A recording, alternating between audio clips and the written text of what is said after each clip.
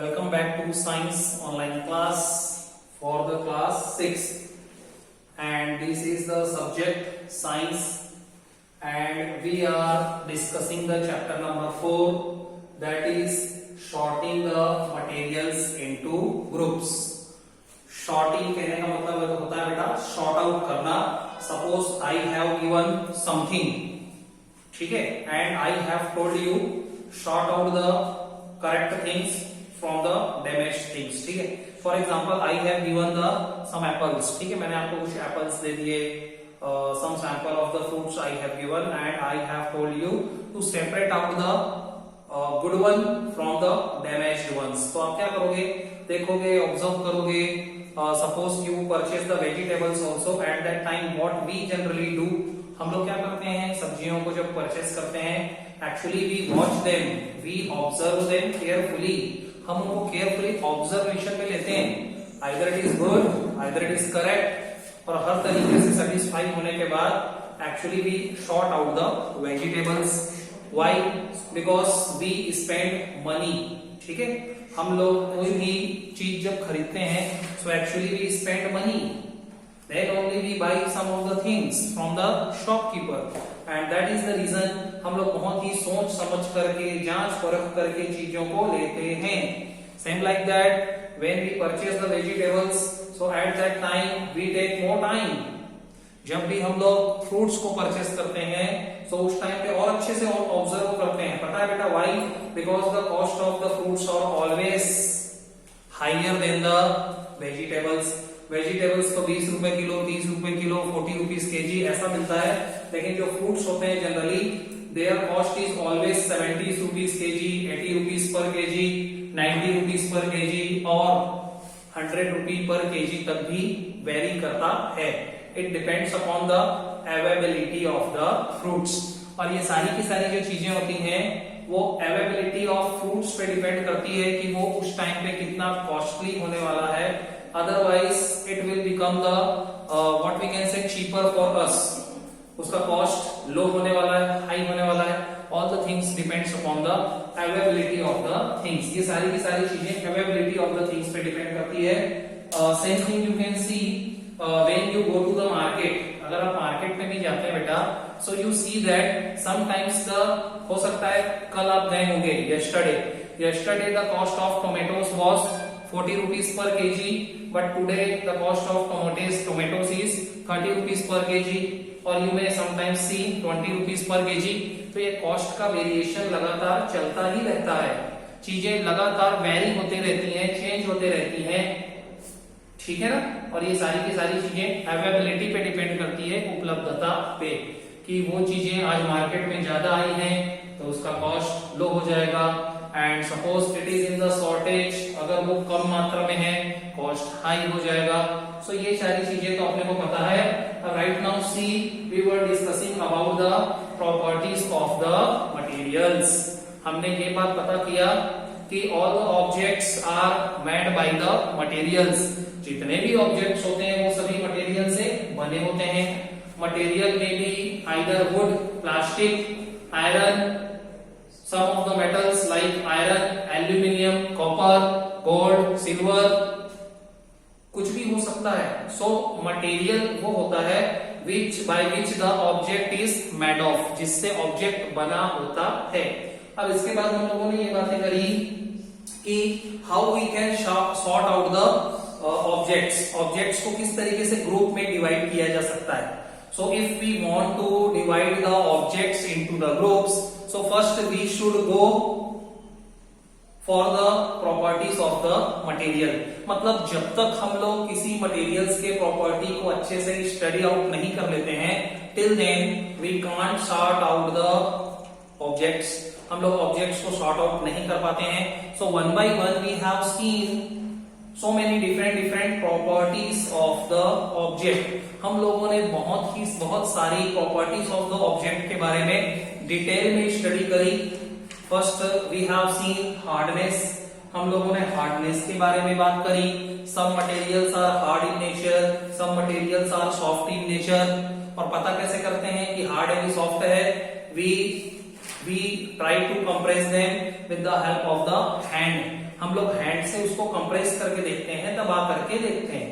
And if it is easily compressible, अगर वो बहुत आसानी से दबाया जा सकता है, so it is called the soft material.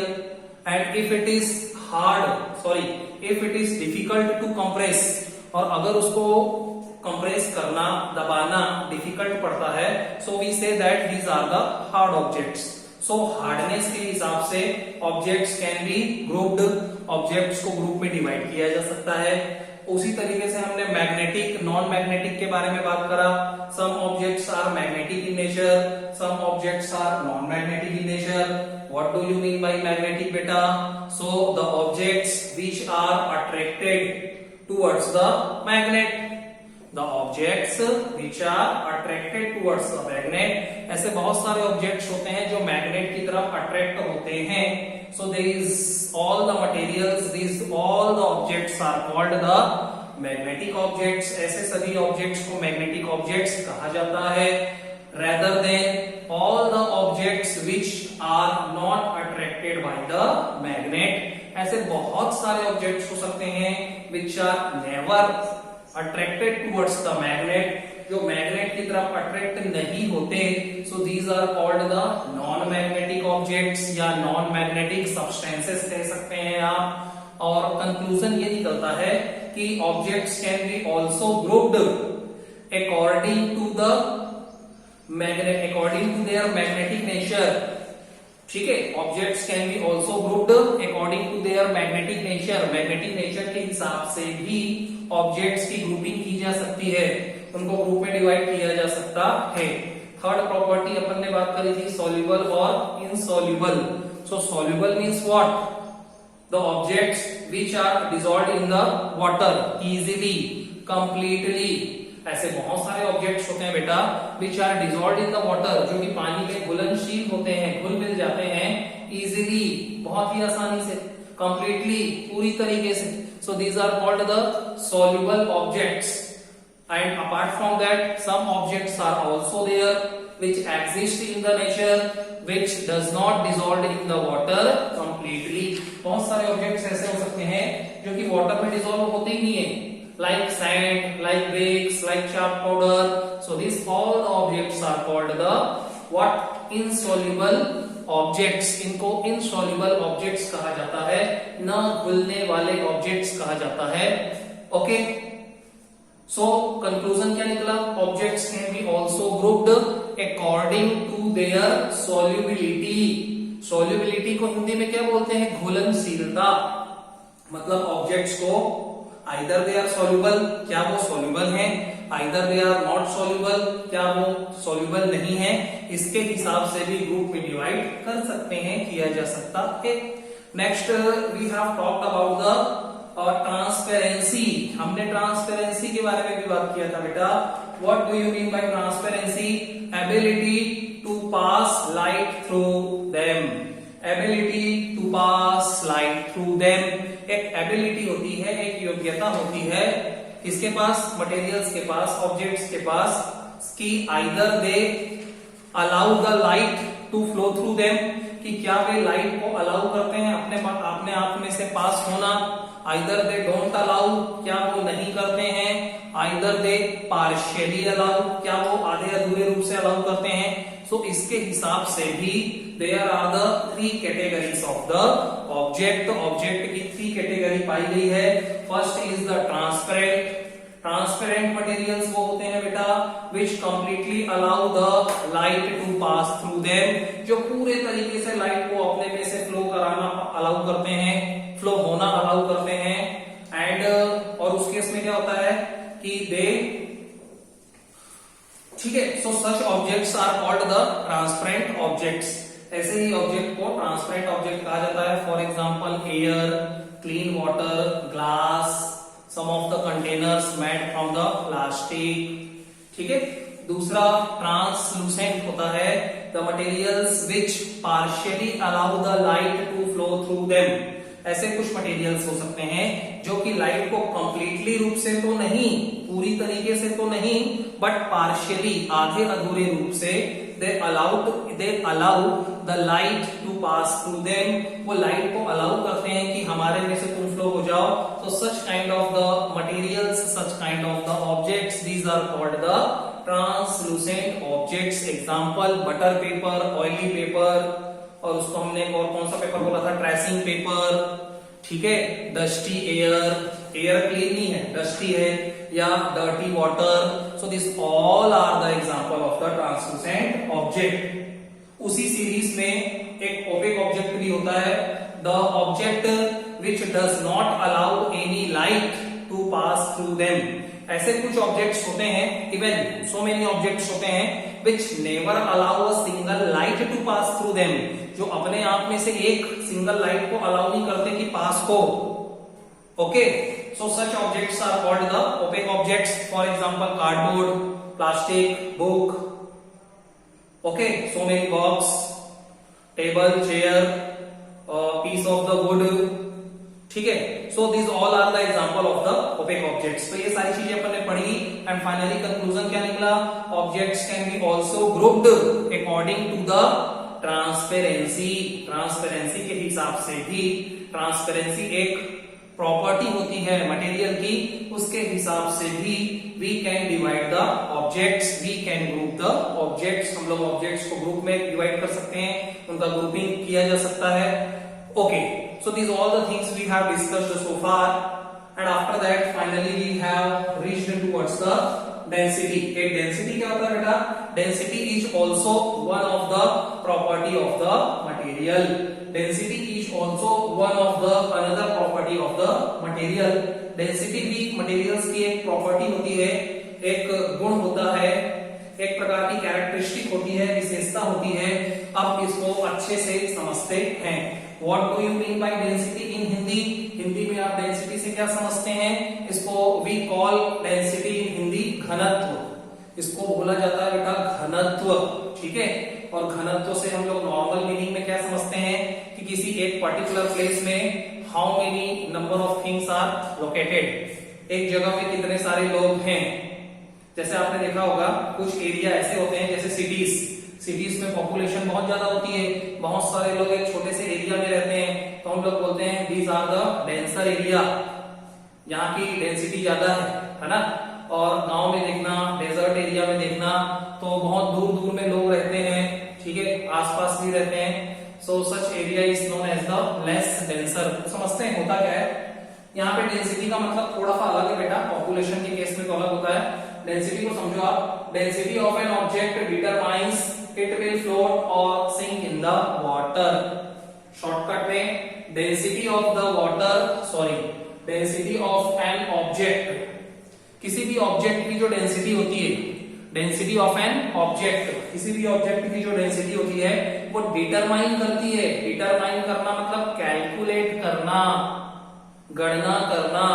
ठीक है, क्या डिटरमाइन करती है? आइदर इट विल फ्लोट, या तो ये पानी में तैरेगा, और it will sink in the water, या ये पानी में डूब जाएगा.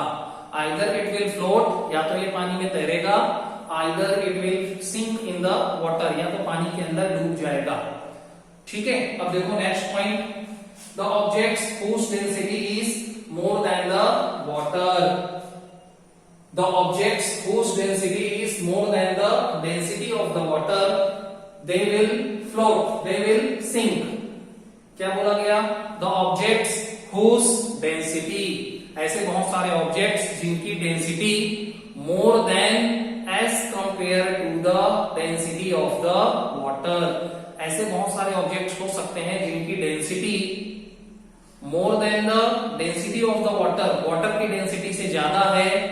So they will sink. तो ऐसे सारे ऑब्जेक्ट्स पानी के अंदर डूब जाते हैं. ठीक है, और अगर इसका उल्टा हो, for example the objects whose density is less than the density of the water, the objects whose density is less than the density of the water. ऐसे दूसरे ऑब्जेक्ट्स बहुत सारे हो सकते हैं whose density, जिनकी डेंसिटी जो है वो less than the density of the water, water की डेंसिटी से कम है, so definitely they will float on the surface of the water. तो वो वाटर के सरफेस पे बेटा फ्लोट करते हैं, तैरते हैं, डूबते नहीं है। तो ये डेंसिटी के बीच का कॉन्सेप्ट था। एग्जांपल से समझना, if we drop a stone और कॉइन, यहाँ पे कॉइन लिखा है, कॉइन बेटा coin. If we drop a stone और कॉइन इन द वाटर, अगर आपने वाटर के सरफेस पे एक स्टोन को, पत्थर को या तो कॉइन को, कॉइन जो होते हैं ना सिक्के, उसको जैसे ही आप ड्रॉप करते हो, छोड़ देते हो, क्या होता है? So they will sink at the bottom of the container. जो भी कंटेनर आपने लिया था उसके वो बॉटम में जा करके, तली में जा करके कलेक्ट हो जाते हैं, जमा हो जाते हैं, ठीक है। Same thing, but if you will drop, इससे हमें को क्या समझ में आता है? ऐसा इसलिए होता है बेटा because the density is higher, क्योंकि ये जो ऑब्जेक्ट्स थे जैसे स्टोन, जैसे कॉइन, इनकी जो डेंसिटी थी it is greater than the density of the water, it is higher than the density of the water, वो वाटर की डेंसिटी से ज्यादा थी क्योंकि वो डूब गए। नेक्स्ट देखो, if we drop a paper, लेकिन अगर हमने पेपर का पीस ड्रॉप किया, otherwise the plastic piece of the plastic, plastic का एक छोटा सा टुकड़ा ड्रॉप किया, otherwise the piece of the wood या लकड़ी का एक छोटा सा टुकड़ा आप गिरा करके देख लीजिए, so it will float on the water, तो वो वाटर के सरफेस पे फ्लोट करेगा, तैरेगा। Why? Because the density is lower, क्योंकि इनकी खुद की जो डेंसिटी है it is less compare to the density of the water, वो वाटर की डेंसिटी से बेटा कम है, और डेंसिटी कम है तो वो तैरने लगते हैं। यही तो हमने सीखा। अब देखो एक्टिविटी करते हैं। Look, take the two beaker of a same size, हम लोग सेम साइज के दो बीकर ले लेते हैं। बीकर अगर ना हो तो सेम साइज का कंटेनर आप ले लीजिए। In one beaker fill it completely with the salt, देख लीजिए आप, in one beaker fill it completely with the salt। क्या बोला गया है कि एक बीकर को, एक कंटेनर को कंप्लीटली पूरी तरीके से फिल कर दीजिए, भर दीजिए। किससे बेटा? सॉल्ट से, नमक से, ठीक है, या फिर नमक की जगह शुगर ले लीजिए, ठीक है, शुगर, नमक, किसी भी चीज से एक कंटेनर को पूरी तरीके से फिल कर दो। दूसरा क्या काम करना है? And the second beaker fill it with the cotton, और दूसरे वाले पात्र में, दूसरे वाले कंटेनर में you have to again fill it completely, उसको भी आपको पूरी तरीके से फिल करना है, भरना है। किससे? कॉटन से। कॉटन का मतलब क्या होता है बेटा? रुई। तो होगा क्या? आगे पढ़ते हैं। Now weigh both the beaker, weigh करना मतलब होता है बेटा वजन करना, वे करना मतलब वजन करना। उसके बाद आप एक तराजू ले लीजिए, बैलेंसिंग मेजरमेंट ले लीजिए, और एक साइड पे सॉल्ट को रखिए, एक साइड पे, सेकेंड साइड पे आपको रखना होगा कॉटन वाले बीकर को। तो आपको हमेशा ये पता चलेगा, we find that beaker containing the salt is heavier, जो बीकर सॉल्ट को कंटेन कर रहा था, वो beaker which is filled with the salt, जिसके अंदर हमने सॉल्ट भरा था, नमक को फिल किया था, it is heavy as compare to the beaker containing the salt, जिसकी कंटेनिंग द कॉटन, जिसके अंदर कॉटन भरा हुआ था, उस वाले बीकर से अपना ये सॉल्ट वाला जो बीकर है इट इज हैवी, भारी है। और ऐसा इसलिए है क्योंकि डेंसिटी सॉल्ट की, because the density of the salt is higher as compare to the cotton, क्योंकि सॉल्ट की जो डेंसिटी होती है ना इट इज हायर, वो ज्यादा होती है as compare to the density of the cotton, cotton के डेंसिटी से, ठीक है। और ऐसा एक्सपेरिमेंट आप घर में भी करके देख सकते हैं।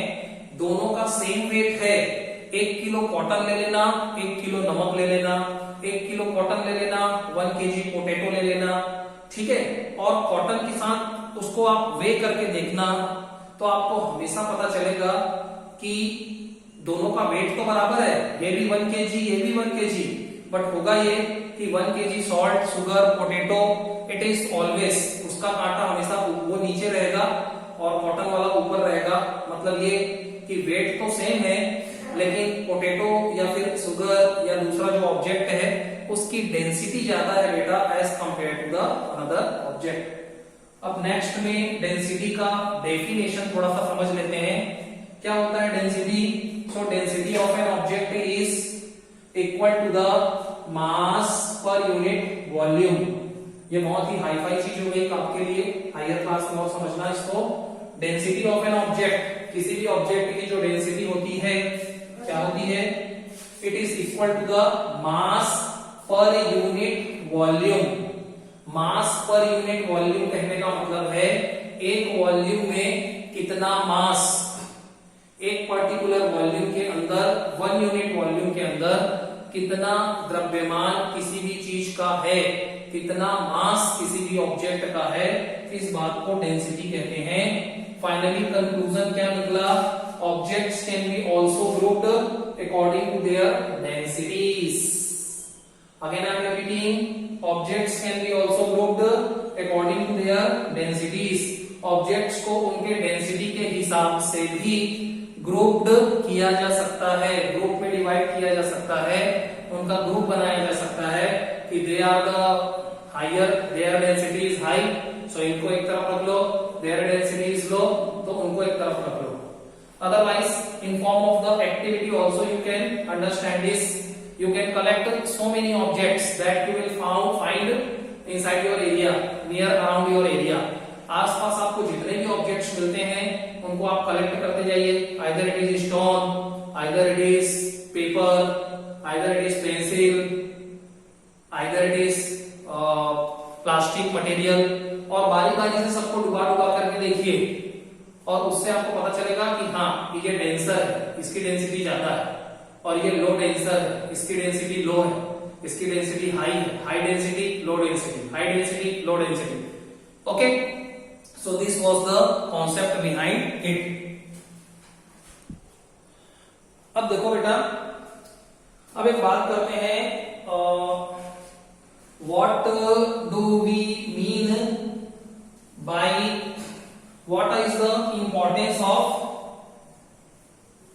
Making the group, importance of making the group, इसके बारे में थोड़ा बात कर रहे हैं। Importance of